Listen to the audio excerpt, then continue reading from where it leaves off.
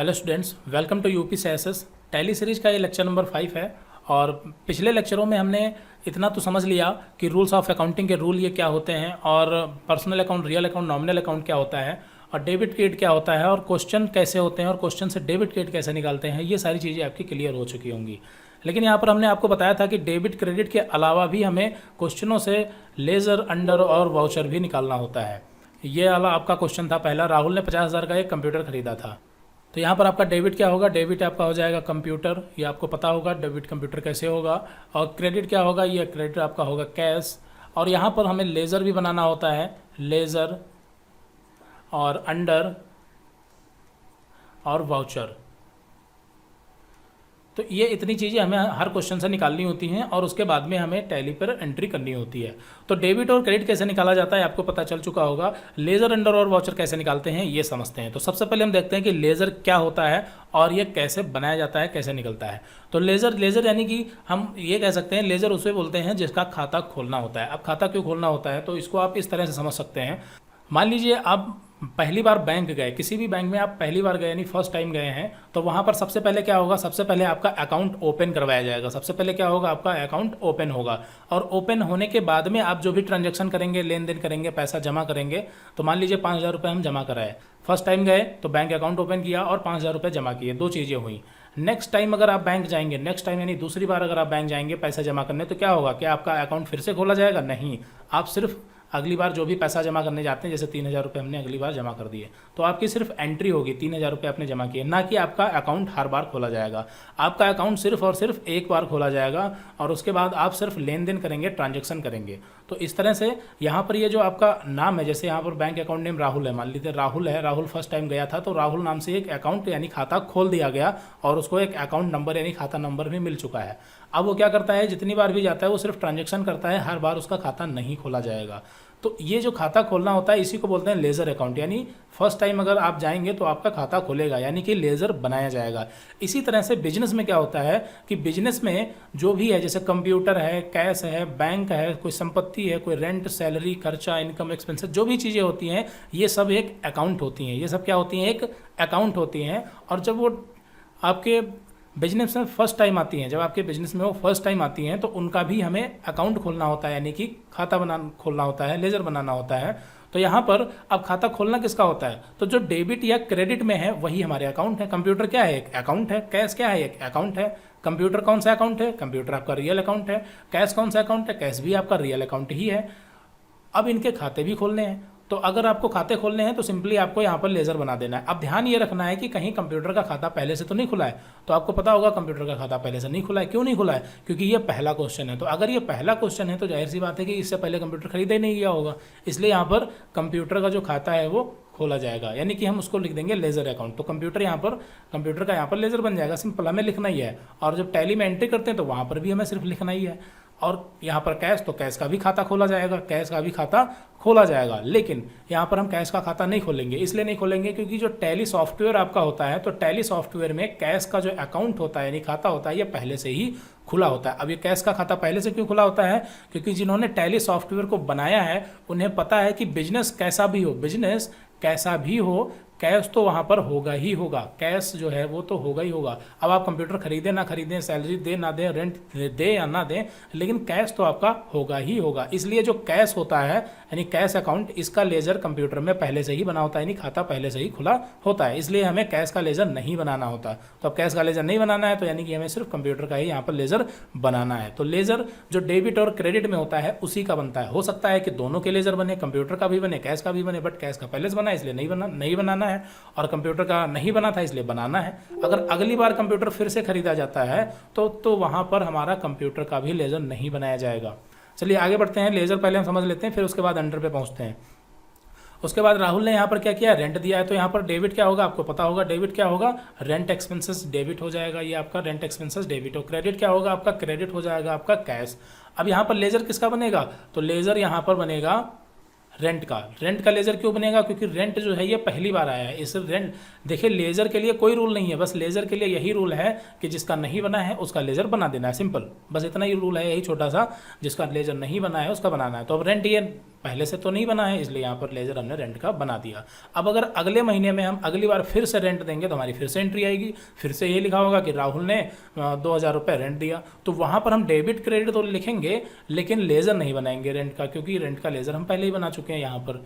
तो I think laser समझ में आ रहा होगा। आगे बढ़ते हैं, एक दो एंट्री और देखते हैं। अब यहाँ पर राहुल ने 20,000 रुपये बैंक में जमा किए, तो यहाँ पर आपको पता होगा डेबिट क्या होगा, डेबिट यहाँ पर हो जाएगी आपकी HDFC बैंक। डेबिट क्या होगा, HDFC बैंक डेबिट हो जाएगी। और यहाँ पर आपका क्रेडिट क्या होगा, क्रेडिट यहाँ पर होगा आपका कैश। अब लेज़र किसका बनेगा, तो लेज़र यहाँ पर आपका बनेगा बैंक का। क्यों, क्योंकि बैंक अभी पहली बार आई है, यहाँ पर बैंक पहली बार आई है, इसलिए लेज़र बैंक का बन जाएगा। अगली बार जब यहाँ पर हम अब यहाँ पर डेबिट क्या होगा आपका, सैलरी डेबिट होगा। डेबिट क्या होगा, सैलरी। देखिए यहाँ पर हम अमाउंट लिखना भूल जाते हैं, लेकिन आप लोगों को ध्यान रखना है अमाउंट यहाँ पर सामने डाल देना है। फिलहाल डेबिट यहाँ पर सैलरी हो गया। क्रेडिट क्या होगा, HDFC बैंक, क्योंकि हमने बताया था जब हम चेक द्वारा पेमेंट कर रहे हैं तो क्रेडिट में क्या होगा, बैंक होगी, क्योंकि पैसा कौन दे रही है, बैंक। चेक यानी कि बैंक, HDFC बैंक। अब यहाँ पर लेज़र किसका बनेगा, तो यहाँ पर लेज़र बनेगा सैलरी का। यहाँ पर लेज़र किसका बनेगा, सैलरी का। बैंक का क्यों नहीं बनेगा, क्योंकि अभी हम पीछे बना के ही आए हैं। यहाँ पर देखिए हमने बैंक का लेज़र बनाया था। अब यहाँ पर बैंक क्या थी, डेबिट, बैंक क्या थी, डेबिट, और यहाँ पर बैंक क्या है, क्रेडिट। तो इससे हमें नहीं फर्क पड़ता। बैंक अगर मान लेते हैं बैंक यहाँ पर डेबिट थी और लेज़र बना दिया था, और अगली बार बैंक क्रेडिट आई है तो फिर से लेज़र बनाए, नहीं। अकाउंट का अगर जो भी अकाउंट है अगर उसका लेज़र बन गया है तो वो डेबिट में हो या क्रेडिट में, उससे फर्क नहीं पड़ता, हमें लेज़र कुल मिला के नहीं बनाना है। तो यहाँ पर हमने लेज़र सैलरी का बनाना है, बैंक का नहीं बनाना। अगला क्वेश्चन देखते हैं। यहाँ पर राहुल ने क्या किया है, 4000 का एक सेलफोन मोहन से उधार खरीदा है। 4000 का सेलफोन मोहन से उधार खरीदा, तो यहाँ पर डेबिट क्या हो जाएगा आपका, सेल फोन। डेबिट क्या होगा, सेल फोन डेबिट हो जाएगा। और क्रेडिट क्या होगा आपका, क्रेडिट हो जाएंगे मोहन, क्योंकि मोहन देने वाले हैं, ये हम सब पिछली वीडियो में समझ चुके हैं।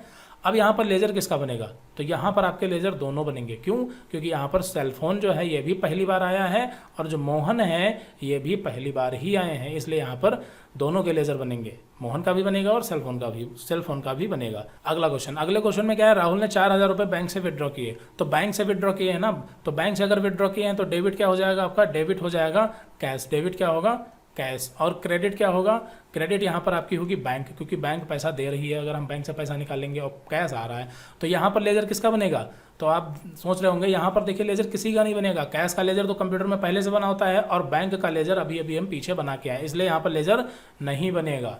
आगे बढ़ते हैं। अगले क्वेश्चन में यहाँ पर क्या किया, राहुल ने मोहन को 4000 रुपये पे कर दिया। तो डेबिट में कौन हो जाएगा, मोहन। क्यों, क्योंकि मोहन पाने वाला है। और क्रेडिट में यहाँ पर क्या होगा, क्रेडिट में कैश होगा। अब लेज़र किसका बनेगा, लेज़र किसी का नहीं बनेगा, क्योंकि मोहन का लेज़र अभी अभी हम पीछे बना के आए और कैश का लेज़र पहले से ही कंप्यूटर में बना होता है। तो लेज़र क्या होता है समझ में आ चुका होगा। अगर कोई दिक्कत है तो आगे धीरे धीरे चीज़ें समझ में आ जाएंगी, आप बस प्रैक्टिस करते रहिए।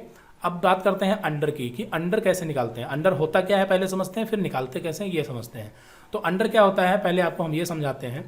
तो अंडर आप इस तरह से समझ सकते हैं, मान लीजिए आप 10 से 15 साल पीछे चले जाइए। तो 10 से 15 साल पीछे क्या होता था, क्या बिजनेस नहीं थे, बिजनेस भी थे और अकाउंटिंग भी होती थी, कंपनियां भी थी, बट क्या नहीं था, टैली सॉफ्टवेयर नहीं था, कंप्यूटर नहीं था। हम तब की बात करते हैं।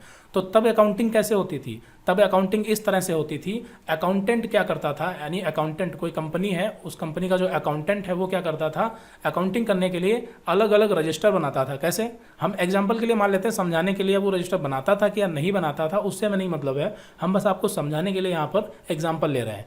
तो मान लेते हैं ये क्या है, ये एक अकाउंटेंट है और ये क्या करता है कि बिजनेस में जितनी भी एंट्री होती है उसको लिख करके रखना होता है ना, कि 5000 रुपये गए तो कहाँ गए, 10,000 रुपये आए तो कहाँ से आए, कितनी इनकम हुई, कितने एक्सपेंसेज हुए, कितना माल खरीदा गया, कितना माल बेचा गया। तो ये सब अलग अलग टाइप्स की बहुत सारी एंट्रियाँ होती हैं। तो अब थोड़ी देर के लिए सपोज करते हैं कि जो अकाउंटेंट है उसने क्या किया, एक रजिस्टर बड़ा सा बना रखा है और जितनी भी इन चीज़ें होती हैं, मतलब माल को खरीदा जाता है, माल को बेचा जाता है, इनकम होती है, एक्सपेंसेज होती है, सैलरी दिया जाता है, रेंट दिया जाता है, यानी जो भी एंट्रियाँ, जो भी बिजनेस में हरकत होती है वो एक ही रजिस्टर में सबको इस तरह से नोट करता चला जाता है, सबको नोट करता चला जाता है। अब जो कंपनी का बॉस है वो पूछता है, वो क्या पूछता है कि ये जरा ये बताओ कि इस महीने टोटल खर्चे कितने हुए। तो अब सारी एंट्रियाँ इसने क्या कर रखी हैं, एक ही रजिस्टर में नोट कर रखी हैं। तो अब अगर इससे ये पूछा जाएगा कि जरा ये बताओ कि इस महीने टोटल खर्चे कितने हुए, तो अब अकाउंटेंट को एक प्रॉब्लम होगी क्या, कि यहाँ पर उसने क्या कर रखा है, एक ही रजिस्टर में माल खरीदा गया उसकी भी एंट्री कर रखी है, बेचा गया उसकी भी एंट्री कर रखी है, खर्चे हुए उसकी भी एंट्री है, इनकम हुई उसकी भी एंट्री, मतलब सारी एंट्रियाँ मिक्स करके रखी हैं। तो अब उसको दिक्कत होगी, वो क्या करेगा, पहले सारी एंट्रियों को पढ़ेगा, उसमें से जितनी एंट्रियाँ खर्चे वाली होंगी, यानी जितने एक्सपेंसेस किए होंगे उसको पहले अलग नोट करेगा और फिर उसको प्लस करेगा, फिर उस जाके उसको वो फाइनल अमाउंट बता पाएगा कि इस महीने 10,000 रुपये का खर्चा हुआ। तो इस पूरी प्रोसेस के दौरान आप जिस हिसाब से अकाउंट होंगे, अगर कोई बहुत बड़ी कंपनी है तो वहाँ पर पूरा दिन लग सकता है, 24 घंटे लग सकते हैं, 48 घंटे लग सकते हैं पूरी एक महीने की एंट्री को चेक करने में और उसमें से एक्सपेंसेस को छांटने में। तो इतना तो आपको क्लियर हो गया होगा कि यहाँ पर प्रॉब्लम क्या है।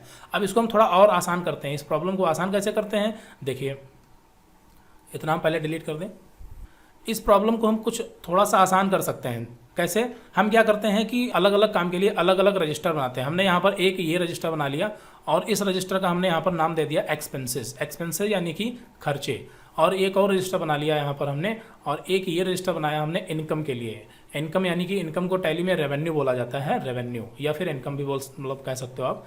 और उसके बाद ये वाला रजिस्टर हमने बना लिया उन व्यक्तियों के लिए जिनको हम पैसा उधार देते हैं। तो ध्यान रखना, जिन व्यक्तियों को हम पैसा उधार देते हैं उसे टैली में बोला जाता है sundry debtor, sundry debtor, sundry debtor.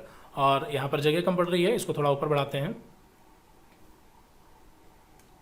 एक रजिस्टर हमने और बना लिया और इस रजिस्टर का हमने नाम रखा सन्ड्री क्रेडिटर। सन्ड्री क्रेडिटर यानी कि हम जिनसे उधार लेते हैं, ध्यान रखना, हम जिनसे उधार लेते हैं वो सन्ड्री क्रेडिटर होते हैं और जिन्हें हम उधार देते हैं वो सन्ड्री डेबिटर कहलाते हैं। फिलहाल अगर समझ में नहीं आ रहा सन्ड्री क्रेडिटर डेबिटर तो कोई दिक्कत नहीं, आप बस ये समझ लीजिए ये ऐसा रजिस्टर है जिनमें हम उन व्यक्तियों के नाम लिखते हैं जिनको हम उधार देते हैं और यहाँ पर हम उनके नाम लिखते हैं जिनसे उधार हम लेते हैं। अब क्या है, अकाउंटेंट के लिए थोड़ा सा काम आसान हो जाएगा। अब अगर मान लीजिए कंपनी ने खर्चा किया तो वो क्या करेगा, एक्सपेंसेस नाम के रजिस्टर में सबके खाते खोलेगा। रेंट दिया तो यहाँ पर वो फटाक से लिख देगा रेंट, और कितना दिया 5,000 रुपये। सैलरी दी, सैलरी कितना 3,000 रुपये।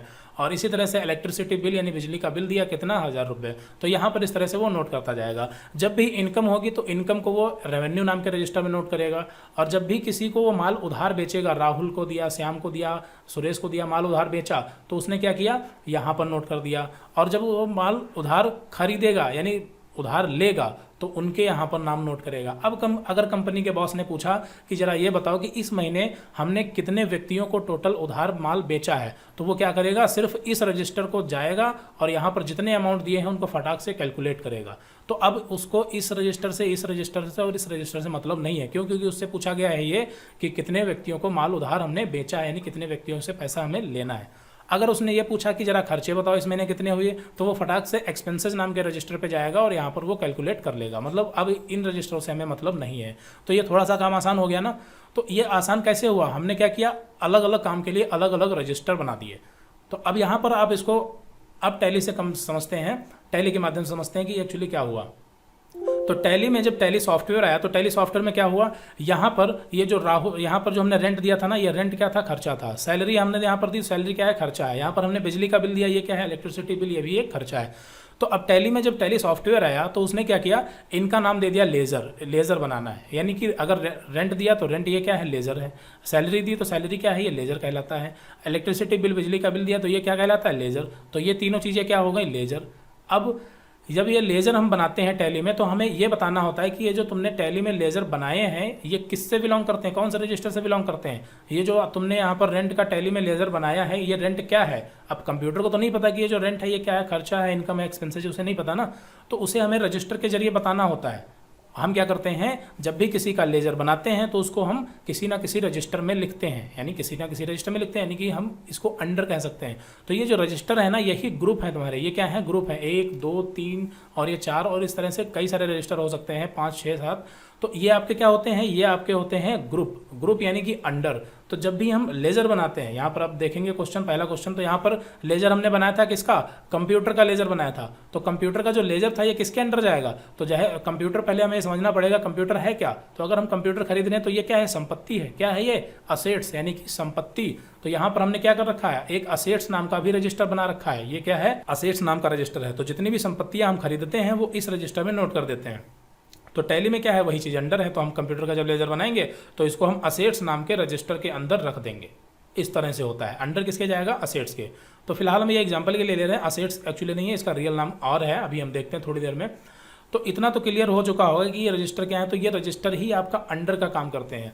अब टैली में ये अंडर कहाँ से हम पता करेंगे, तो आप जो नोट्स आपके पास हैं उसमें आप नीचे बढ़ेंगे तो यहाँ पर आप देखेंगे ये टोटल है टैली के ग्रुप। तो यहाँ पर जो टैली के ग्रुप हैं ये टोटल आपके कितने हैं, ये आपके टोटल 28 ग्रुप हैं। यहाँ पर आप लास्ट ग्रुप देखेंगे 28 ग्रुप हैं, और ये 28 ग्रुप में जो आपके 15 ग्रुप हैं स्टार्टिंग के, यहाँ देखेंगे 15 ग्रुप जो हैं आपके 15 ग्रुप हैं ये आपके प्राइमरी ग्रुप हैं, और बाकी जो 13 बचे ये आपके सेकेंडरी ग्रुप हैं। तो पहले तो ये समझ लेते हैं कि प्राइमरी ग्रुप और सेकेंडरी ग्रुप क्या होते हैं, फिर उसके बाद हम ग्रुप पे आते हैं।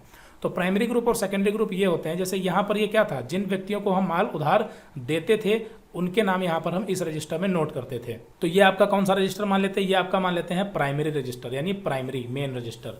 अब यहाँ पर सेकेंडरी रजिस्टर बनाने की क्या जरूरत पड़ी, तो इसको आप इस तरह से समझ सकते हैं। सेकेंडरी रजिस्टर हमारे जरूरत इसलिए पड़ी क्योंकि यहाँ पर भी थोड़ी सी प्रॉब्लम है, क्या कि मान लेते हैं बड़ी कंपनी है, तो बड़ी कंपनी है तो जब भी वो उधार माल बेचती है, यानी कि उसके जो कस्टमर हैं, कुछ कस्टमर लखीमपुर के हैं और कई सारे कस्टमर लखनऊ के हैं और कई सारे कस्टमर गोला के हैं और इस तरह से हर गांव के कई सारे कस्टमर हैं, तो अलग अलग सिटीज़ के कस्टमर हैं उसके पास। मान लेते हैं लखीमपुर के उसके पास 100 कस्टमर हैं, और इसी तरह से लखनऊ के उसके पास 200 कस्टमर हैं, गोला के 50 कस्टमर हैं, और इसी तरह से हर गांव के जो हैं ये 60 कस्टमर हैं। तो टोटल कई सारे कस्टमर हो गए। तो इन सभी कस्टमरों के नाम और उनके अमाउंट सहित अगर हम इस रजिस्टर में लिखेंगे, देखिए ये सारे कस्टमर कौन से हैं जिनको हम उधार माल बेचते हैं, तो इन सभी को अगर हम यहाँ पर नोट कर देंगे तो ठीक है। अगर कोई ये पूछेगा कि टोटल माल हमने कितना उधार बेचा, तब तो हम इन सभी कस्टमरों का अमाउंट जोड़ देंगे, एक साथ हो गया, फाइनल अमाउंट पता चल जाएगा।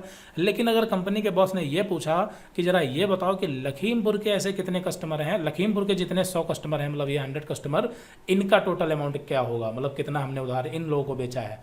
तो अब ये कैसे पता करेंगे, तो अगर इन सभी को हमने एक ही रजिस्टर में नोट कर रखा होगा तो दिक्कत होगी, उसमें से फिर हमें छांटना पड़ेगा, लखीमपुर के कस्टमर को अलग करना पड़ेगा और उन्हें टोटल करना होगा।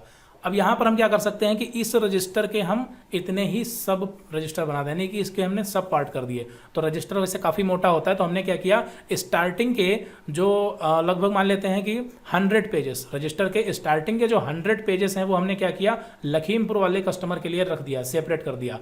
और इसी तरह से रजिस्टर के जो और 100 पेजेस हैं वो हमने लखनऊ के लिए रख दिया, और इसी तरह से रजिस्टर के 50 पेजेस को हमने गोला के लिए रख दिया, और 50 पेजेस को हमने हर गांव के लिए रख दिया। तो अब यहाँ पर जब भी कोई लखीमपुर का कस्टमर होता है और उसको उधार माल बेचते हैं तो हम लिखते तो इसी रजिस्टर में है, लेकिन हम क्या करते हैं उस एलएमपी में, यानी कि हमने रजिस्टर को जो सब डिवाइड किया है तो उसमें एलएमपी वाले पार्ट में, हम एलएमपी वाले पोर्शन में उस कस्टमर को नोट करते हैं। अगर कोई लखनऊ का कस्टमर है तो उसको हम लखनऊ वाले पार्ट में नोट करते हैं। तो इस तरह से हमने रजिस्टर के सब रजिस्टर कर दिए, और एक रजिस्टर के हमने यहाँ पर सिटी के हिसाब से 4 पार्ट कर दिए। तो ये आपका क्या हो गया, ये आपका हो गया प्राइमरी ग्रुप, ये मेन रजिस्टर प्राइमरी ग्रुप हो गया, और ये जो सब रजिस्टर हैं ये आपके क्या हो गए, सेकेंडरी ग्रुप। तो ये होते हैं आपके प्राइमरी ग्रुप और सेकेंडरी ग्रुप। तो अब हम थोड़ा सा ग्रुप के बारे में जान लेते हैं। तो यहाँ पर जो टोटल ग्रुप आपके हैं प्राइमरी ग्रुप, ये आपके टोटल 15 ग्रुप हैं। आप इसको कह सकते हैं ये टोटल 15 ग्रुप हैं, यानी कि इसको पहले जूम माइनस करते हैं थोड़ा सा ताकि आपको सारा कुछ दिखे। तो यहाँ पर देखिए, यहाँ पर टोटल जो प्राइमरी ग्रुप हैं ये 15 आपके ग्रुप हैं, और ये आपके मेन 15 रजिस्टर हैं। आप ऐसे समझ सकते हैं ये क्या है, 15 रजिस्टर आपके मेन हैं, और बाकी जो नीचे सेकेंडरी ग्रुप हैं ये आपके उसी रजिस्टर के सब ग्रुप हैं। जैसे यहाँ पर आप नीचे पढ़ेंगे तो ये आपके जो 13 ग्रुप हैं ये आपके क्या हैं, सेकेंडरी ग्रुप है, यानी कि सब रजिस्टर हैं। तो ये देखिए कैपिटल अकाउंट, कैपिटल अकाउंट ये क्या है, ये एक प्राइमरी रजिस्टर है, और ये रिजर्व एंड सरप्लस ये क्या है, प्राइमरी रजिस्टर का, यानी कैपिटल अकाउंट के रजिस्टर जो है इसका एक सब पार्ट है। लोन्स लायबिलिटी ये एक ही रजिस्टर है, उसके ये 3 पार्ट हैं। लोन्स लायबिलिटी एक रजिस्टर है जिसके कितने पार्ट हैं, 3 पार्ट हैं। इस तरह से बैंक ओवरड्राफ्ट, सिक्योर्ड लोन्स और अनसिक्योर्ड लोन्स। फिर ये करंट लायबिलिटी है, ये एक ही रजिस्टर है जिसके ये 3 पार्ट हैं, और ये करंट असेट्स नाम का रजिस्टर है जिसके कितने पार्ट हैं, 5 पार्ट हैं। तो आई थिंक ये प्राइमरी ग्रुप और सेकेंडरी ग्रुप तो समझ में आ गए होंगे क्या होते हैं। अब इनको हम समझते हैं डिटेल में कि कौन सा ग्रुप किसके लिए यूज किया जाता है। यानी कि हमें क्या करना होगा कि यहाँ पर हमने जो रजिस्टर की बात की थी, तो अगर मान लेते हैं एक नया अकाउंटेंट आता है, एक क्या आता है, नया अकाउंटेंट। तो यहाँ पर आप मान लीजिए एक नए अकाउंटेंट की पोस्ट पर आए, तो ये अकाउंटेंट पहले से था, ये अकाउंटेंट पहले से था जिसे इन रजिस्टरों के बारे में पता था कि कौन से रजिस्टर में कौन सी एंट्री की जाती है। लेकिन अगर आप एक नए अकाउंटेंट हैं तो उसके लिए आपको क्या करना होगा, पहले तो आपको ये समझना होगा कि कौन सा रजिस्टर है और किस रजिस्टर में कौन सी टाइप की एंट्री की जाती हैं। तो पहले आप समझेंगे कि ये वाला जो रजिस्टर है ये रेंट का है, ये वाला जो रजिस्टर है ये रेवेन्यू यानी इनकम का है, ये वाला जो रजिस्टर है सैंड्री क्रेडिटर यानी जिनसे हम उधार लेते हैं, ये रजिस्टर जो सैंड्री डेबिटर यानी जिनको उधार बेचते हैं। तो इस तरह से पहले हमें क्या करना होगा, सभी रजिस्टर के बारे में समझना होगा, यानी कि हमें इन रजिस्टर के बारे में पढ़ना होगा, अच्छे से इनके रूल्स पढ़ने होंगे, और जो सेकेंडरी ग्रुप है यानी इस रजिस्टर के जो हमने कई पार्ट किए थे इनके बारे में भी समझना होगा। तो जब हम ये सारी चीज़ें समझ जाएंगे उसके बाद हम अकाउंटिंग कर पाएंगे, जब भी कोई खर्चा होगा हम आएंगे और इस रजिस्टर में नोट कर देंगे। तो ठीक इसी तरीके से हमें क्या करना होगा, इन सभी ग्रुप के बारे में पढ़ना होगा, और इन सभी ग्रुप के बारे में पढ़ने के बाद हमें पता चल जाएगा कि कौन सा रजिस्टर किसके लिए है। तो सपोज कीजिए थोड़ी देर के लिए मान लेते हैं कि आपने ये सारे ग्रुप जो है वो अच्छे से पढ़ लिए, थोड़ी देर के लिए मान लेते हैं कि आपने सारे ग्रुप अच्छे से पढ़ लिए और आपको पता चल चुका है कि कौन सा रजिस्टर किसके लिए इस्तेमाल होता है। तो अब सॉल्व करते हैं एंट्री। सपोज कीजिए कि आपको पता है, तो यहाँ पर अब देखिए अंडर क्या होगा, तो यहाँ पर लेजर किसका बना था, कंप्यूटर का, और अंडर ये किसके जाएगा, अंडर ये जाएगा फिक्स्ड असिस्ट के। कैसे जाएगा अभी हम बताते हैं, घबराने की कोई जरूरत नहीं। तो ये देखिए फिक्स्ड असिस्ट के अंदर चला गया। कैसे चला गया, तो हमने क्या बताया था कि मान लीजिए कि आपने सारे ग्रुप जो हैं वो 15 प्राइमरी ग्रुप आपने पढ़ लिए हैं। तो अगर आपने पढ़े होंगे तो जाहिर सी बात है कि जो फिक्स्ड असिस्ट नाम का ग्रुप है ये भी आपने पढ़ा होगा। तो अगर हम फिक्स्ड असिस्ट नाम के ग्रुप के डेफिनेशन देखें, यहाँ पर आप नीचे पढ़ेंगे तो इस नोट्स में आपको इनकी डेफिनेशन भी मिल जाएगी। तो ये देखिए यहाँ 4th नंबर पर है इसकी डेफिनेशन, इसको हम थोड़ा जूम करते हैं। तो ये देखिए यहाँ पर ये फिक्स्ड असेट्स नाम का ग्रुप है जिसमें क्या लिखा है, सभी प्रकार की स्थायी संपत्तियों के खाते फिक्स्ड असेट्स के अंतर्गत बनाए जाते हैं, जैसे भवन यानी कि कोई बिल्डिंग, मशीनरी या कोई प्लाट, इस टाइप के जितने भी आपके आइटम होंगे उन सभी के जब भी आप लेजर बनाएंगे वो किस में जाएंगे, फिक्स्ड असेट्स में जाएंगे। तो अब अगर आपने पढ़ा है ये फिक्स्ड असेट्स ग्रुप, तो सभी प्रकार की स्थायी संपत्तियों के खाते किस में जाते हैं, फिक्स्ड असेट्स में जाते हैं। तो ये चीज़ अगर आपको पता होगी तो आप आसानी से निकाल सकते हैं। तो पहले तो हमें कंप्यूटर समझना पड़ेगा, कंप्यूटर क्या है। अब देखिए मान लेते हैं किसी कंपनी का आप अगर ऑनर हैं और आपने कंप्यूटर खरीदा, तो कंप्यूटर क्या होगी, आपकी संपत्ति होगी कि नहीं होगी, बिल्कुल कंप्यूटर क्या होगी, आपकी संपत्ति होगी। लेकिन संपत्तियां कई प्रकार की होती हैं, जैसे कैश, ये कैश क्या होता है, ये आपकी एक संपत्ति होती है। अगर आपने किसी को पैसा उधार दे दिया, हमने क्या किया, पैसा किसी को उधार दे दिया है, तो वो भी क्या होती है, वो भी संपत्ति होती है। या हमने किसी के पास अपना पैसा जमा कर दिया, वो भी क्या है, संपत्ति है। और हमने क्या किया, किसी के पास किसी को एडवांस दे दिया, तो वो भी क्या है, संपत्ति है। और हमने कंप्यूटर खरीदा तो वो भी क्या है, संपत्ति है। तो 1 2 3 4 5 कई प्रकार की संपत्तियां हो गई ना। तो अगर कई प्रकार की संपत्ति हैं तो हमें पहचानना पड़ेगा कि जो कंप्यूटर है ये किस प्रकार की संपत्ति है। तो कंप्यूटर जो है ये फिक्स्ड असेट्स यानी कि स्थायी संपत्ति है। तो इस तरह से हम अंडर पता कर सकते हैं। तो लेजर किसका बना, कंप्यूटर का, और अंडर किसके चला गया, फिक्स्ड असेट्स के, क्योंकि फिक्स्ड असेट्स यानी सभी प्रकार की स्थायी संपत्तियां फिक्स्ड असेट्स में जाती हैं। चलिए अगले क्वेश्चन की तरफ बढ़ते हैं और बाकी चीज़ें समझ में आती रहेंगी आपको। अब देखिए यहाँ पर हमने क्या दिया था, रेंट दिया था। तो लेजर अगर रेंट का बना था तो ये अंडर किसके जाएगा, तो ये अंडर आपका जाएगा, किसके जाएगा, उसके लिए हमें यहाँ पर रूल पढ़ना होगा। तो अगर आप रूल पढ़ेंगे तो यहाँ पर आप देखेंगे, ये देखिए यहाँ पर ये इनडायरेक्ट एक्सपेंसेस है, इनडायरेक्ट एक्सपेंसेस। अब इनडायरेक्ट एक्सपेंसेस क्या है, सभी प्रकार के अप्रत्यक्ष व्ययों के खाते, व्यय यानी कि अप्रत्यक्ष यानी कि इनडायरेक्ट, और व्यय यानी कि एक्सपेंसेस, सभी प्रकार के जो इनडायरेक्ट एक्सपेंसेस होते हैं उनके खाते इनडायरेक्ट में बनाए जाते हैं। इनडायरेक्ट क्या होता है, तो देखिए एक्सपेंसेस का मतलब होता है खर्चा, और इनडायरेक्ट का मतलब जो इनडायरेक्टली होता है, डायरेक्टली नहीं होता। डायरेक्ट खर्चा क्या होता है उसके बारे में भी हम देखेंगे, अभी फिलहाल इनडायरेक्ट खर्चे के बारे में देखते हैं। तो देखिए जब भी हमें कमीशन मिलता है या फिर हम कोई भी एक्सपेंसेस करते हैं या हम रेंट देते हैं या फिर हम सैलरी देते हैं, इस प्रकार के सभी खर्चे इनडायरेक्ट एक्सपेंसेस के अंतर्गत आते हैं। यानी ये सारे जो खर्चे होते हैं वो इनडायरेक्ट एक्सपेंसेस होते हैं, ठीक है। अब डायरेक्ट एक्सपेंसेस क्या होते हैं, जब हम वो समझेंगे तो अच्छी तरीके से क्लियर हो जाएगा कि इनडायरेक्ट और डायरेक्ट होता क्या है। फिलहाल अभी हम ये समझते हैं कि ये सभी खर्चे जो होते हैं वो इनडायरेक्ट होते हैं। तो ये किसके अंडर चला जाएगा, इनडायरेक्ट एक्सपेंसेस के। रेंट एक्सपेंसेस किस में जाएगा, इनडायरेक्ट एक्सपेंसेस में ये आपका जाएगा। आगे बढ़ते हैं। अब यहाँ पर देखिए बैंक, HDFC बैंक का खाता खोला था ना, तो ये अंडर किसके जाएगा, तो ये अंडर किसके जाएगा, उसके लिए ग्रुप यहाँ पर पढ़ते हैं। तो यहाँ पर जब आप ग्रुप पढ़ेंगे तो लास्ट में आप जब जाएंगे तो यहाँ पर आप पढ़ेंगे एक ग्रुप है आपका बैंक अकाउंट नाम का। ये देखिए बैंक अकाउंट, सभी प्रकार के बैंक के जो खाते होते हैं वो बैंक अकाउंट में खोले जाते हैं। जैसे कोई भी ICICI बैंक, स्टेट बैंक या HDFC बैंक होगी, उसके खाते किस में जाएंगे, बैंक अकाउंट में। तो इस तरह से यहाँ पर HDFC बैंक किसके अंदर जाएगी, बैंक अकाउंट के अंतर्गत, जब भी हम इसका खाता खोलेंगे। आगे देखते हैं। उसके बाद है राहुल ने 3,000 रुपये का चेक सैलरी के रूप में पे किया। तो अगर राहुल ने 3,000 रुपये का चेक सैलरी के रूप में पे किया है तो सैलरी क्या है, हमें पता है सैलरी क्या है, एक्सपेंसेस यानी कि खर्चा है। तो ये अंडर किसके जाएगा, तो ये अंडर जाएगा इनडायरेक्ट एक्सपेंसेस, क्योंकि हमने बताया ना रेंट, सैलरी, किसी भी प्रकार का खर्चा हो वो इनडायरेक्ट एक्सपेंसेस में जाएगा। तो इतना तो आपको क्लियर हो गया कि ये जो ग्रुप होते हैं आपके, ऊपर बढ़ते हैं, ये आपके जो प्राइमरी ग्रुप और सेकेंडरी ग्रुप होते हैं ये क्या होते हैं और इनका क्या यूज है। अब क्या करना है कि इन सभी ग्रुप को हमें अच्छे से पढ़ना है। तो इन सभी ग्रुप की जो डेफिनेशन है वो आप यहाँ पर देख सकते हैं लिखी हुई है। जैसे कैपिटल अकाउंट, तो जब भी कोई बिजनेस स्टार्ट करेगा वो किसके अंडर जाएगा, कैपिटल अकाउंट के। सभी प्रकार के पूंजी खाते जब भी कोई स्टार्ट कर मतलब व्यापार शुरू करता है वो कैपिटल अकाउंट में जाता है। जैसे यहाँ पर क्वेश्चन हमने कल बताया था कि यहाँ पर आप नीचे बढ़ेंगे, देखिए यहाँ पर ये क्वेश्चन था, राहुल ने 50,000 रुपये से बिजनेस स्टार्ट किया था। तो अगर यहाँ पर राहुल ने 50,000 से बिजनेस स्टार्ट किया था तो डेबिट क्या था, डेबिट आपका था कैश। डेबिट क्या था, कैश, क्योंकि बिजनेस के पास जो पैसा था कैश था वो आने वाला था, इसलिए डेबिट कैश हो गया था। और पैसा देने वाला कौन था, राहुल। Rahul capital account. तो यहाँ पर जब लेजर बनेगा तो किसका बनेगा, तो यहाँ पर लेजर बनेगा राहुल कैपिटल अकाउंट का, राहुल कैपिटल अकाउंट का। और ये अंडर किसके जाएंगे, तो अंडर ये किसके जाएंगे, कैपिटल अकाउंट के ही अंडर जाएंगे। क्यों, क्योंकि कैपिटल अकाउंट जब भी कोई बिजनेस स्टार्ट करता है वो कैपिटल अकाउंट यानी पूंजी खाता होता है और वो कैपिटल अकाउंट में ही जाता है। यहाँ पर आप देखेंगे कैपिटल अकाउंट, सभी प्रकार के पूंजी खाते कैपिटल अकाउंट में जाते हैं। और फिर लोन्स लायबिलिटीज, लोन्स लायबिलिटीज व्यापार द्वारा लिया गया ऋण व्यापार का दायित्व होता है और इस प्रकार के सभी खाते लोन्स लायबिलिटीज में जाते हैं। जैसे राम ने अपने मकान को गिरवी रखकर 1,000 रुपये राहुल 10,000 रुपये राहुल से लोन लिया। तो यहाँ पर राहुल क्या होगा, लोन्स लायबिलिटीज होगा, क्योंकि यहाँ पर राहुल से लोन लिया है ना। तो यहाँ पर इसमें डेबिट कैड निकालते हैं इस क्वेश्चन में। देखिए यहाँ पर एक क्वेश्चन दिया गया एग्जांपल के लिए, राम ने अपने मकान को, राम कौन है, बिजनेस का ऑनर, राम कौन है, बिजनेस का ऑनर है। तो राम ने मकान को गिरवी रखकर 10,000 रुपये राहुल से लोन लिया। तो यहाँ पर डेबिट क्या होगा, डेबिट यहाँ पर होगा कैश। क्यों, क्योंकि जब लोन लोगे तो पैसा मिलेगा ना। तो अगर मान लो राहुल जो है चेक देगा तो फिर डेबिट बैंक हो जाएगी। फिलहाल मान लेते हैं कैश दिया, तो डेबिट क्या हो जाएगा, कैश। और क्रेडिट यहाँ पर आपका क्या होगा, क्रेडिट यहाँ पर होगा राहुल। देखिए यहाँ पर राम है बिजनेस का ऑनर, राहुल नहीं है। राहुल क्या है, ये लोन दे रहा है। तो क्रेडिट क्या होगा आपका, क्रेडिट होगा आपका राहुल। तो क्रेडिट आपका राहुल हो गया।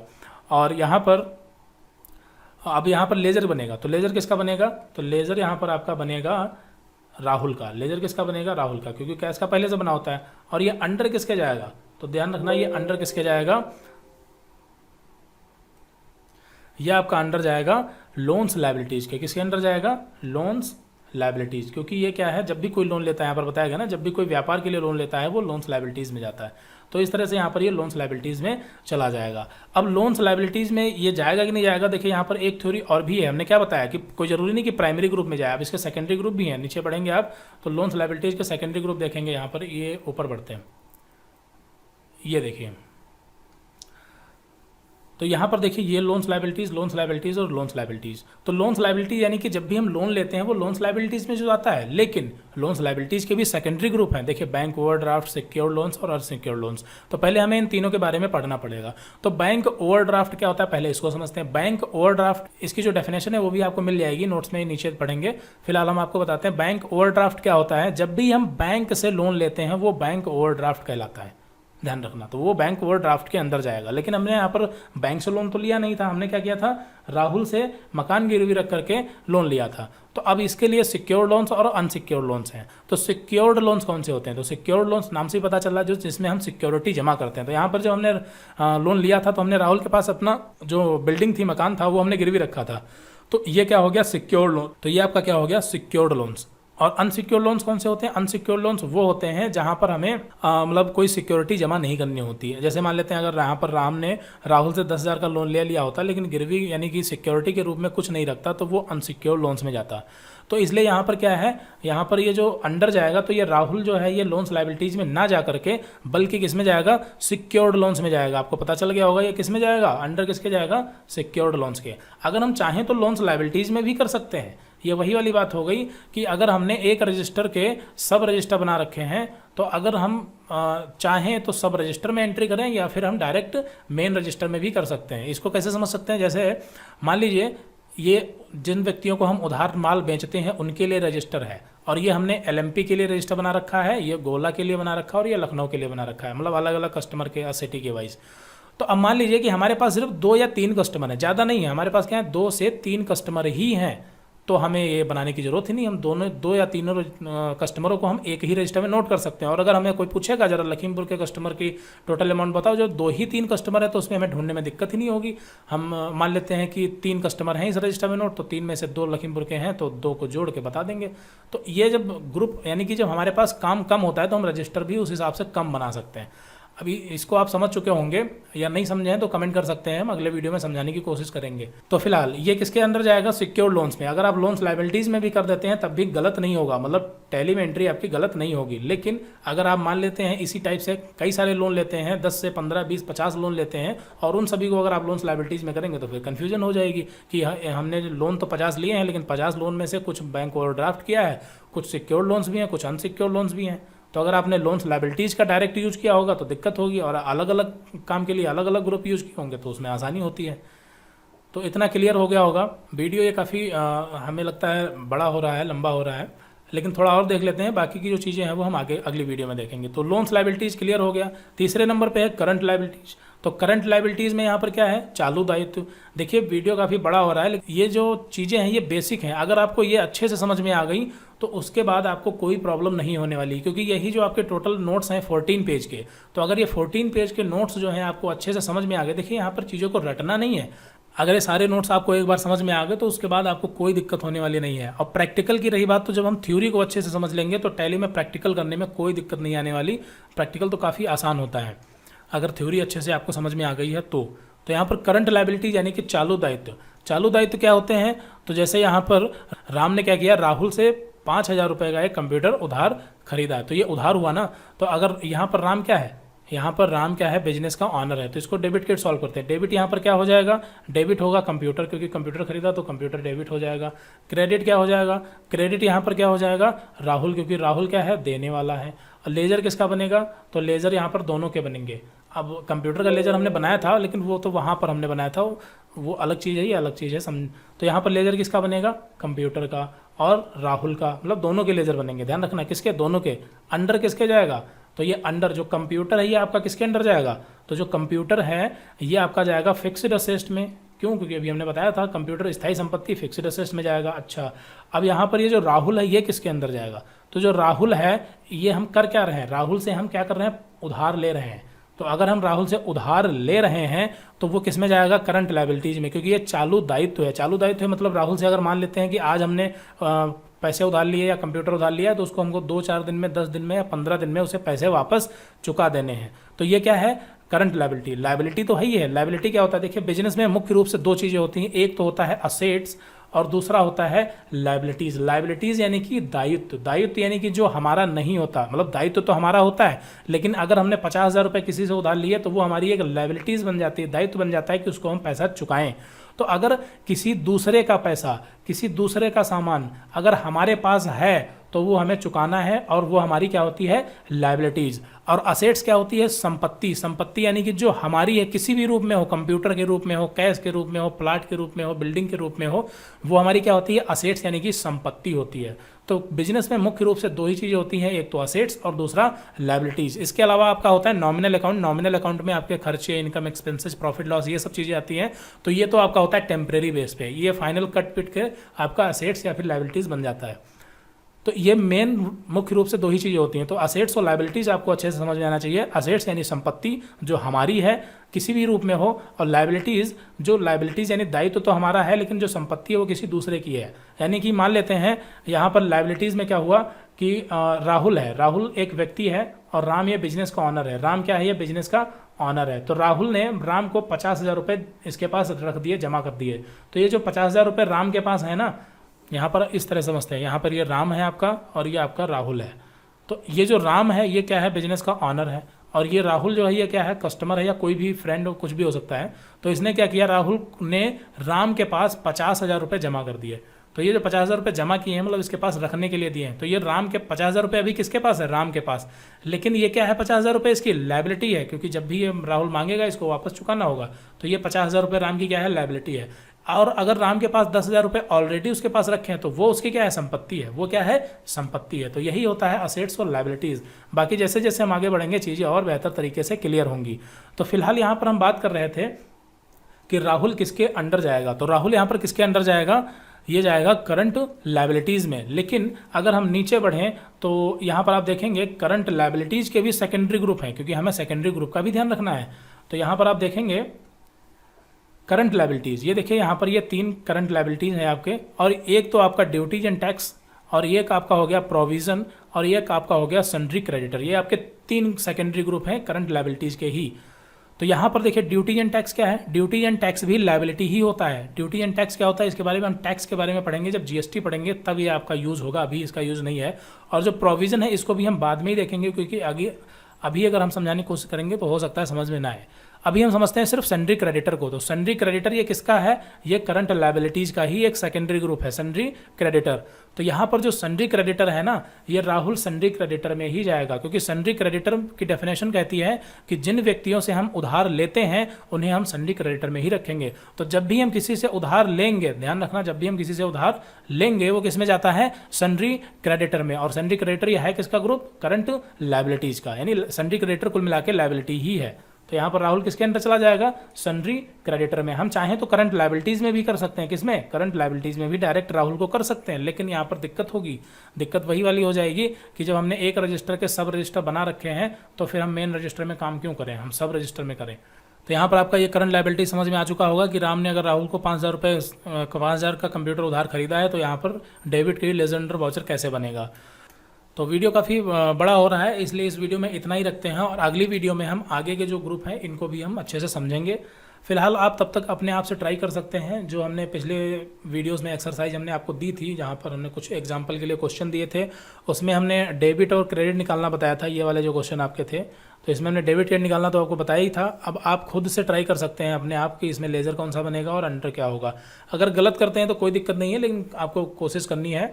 और बाकी हम अगली वीडियो में जब हम आगे के आपके कॉन्सेप्ट और क्लियर करवाएंगे तो आपको चीज़ें और बेहतर तरीके से क्लियर हो जाएंगी। और हो सकता है मे भी कि अगले वीडियो में ये सारे नोट्स आपके हम कंप्लीट करवा दें, क्योंकि ये ज़्यादा नहीं है, कुछ चीज़ें आपको इसमें मेन समझनी है, बाकी की जो चीज़ें हैं वो काफ़ी आसान है, आप फटाफट समझ जाएंगे।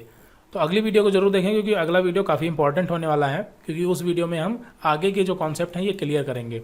तो मिलते हैं अगली वीडियो में। Thanks for watching this video.